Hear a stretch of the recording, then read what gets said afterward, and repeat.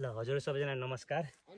यो बारीको कान्लाको डिलमा रोप्या जुनारमा पनि अहिले फागुनको 29 गतेसम्म आउँदाखेरि पनि जस्ताको त्यस्तै अडिया छ। अब यो छिटै झर्ने रस नहुने भन्ने चाहिँ होइन रहेछ। यसरी फेदमा पानी लाएर राखिसकेपछि यसले पर्याप्त चिसो लिन पाएपछि होइन दाना जस्ताको त्यस्तै बस्ने रहेछ। हजुरले देख्न सक्नुहुन्छ है, एकदम राम्रो फलेको छ। लगभग अब 2 दिन एक दिन त बाँकी छ चैता लाग्ला। चैतासम्म पनि राख्न सकिने रहेछ भने प्रष्ट चाहिँ यो बोटबाट जानकारी हुन्छ है। यतापट्टि फुली पनि सक्यो।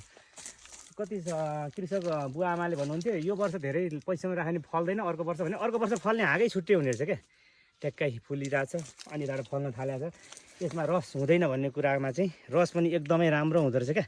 बोबाल तरिकाले हेर्नु त अहिलेसम्म नि ल एकदमै रस गजबको छ।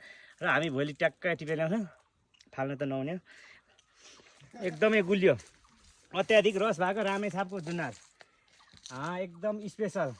बोट पनि त्यस्तै कान्लामा भएको त यस्तो छ भने अब सम्म चौडीमा भएको वरिपरिबाटै चिसो लिन पाएको मल लिन पाएको बोटमा झन् नम्बर 1 गुणस्तरको हुन्छ। यो खाले जुनार हामीसँग मात्रै छ, बजारमा सर्टेज भइसक्दा पनि मामा भान्जाले ल्याउने छ भोलि 30 गते शनि।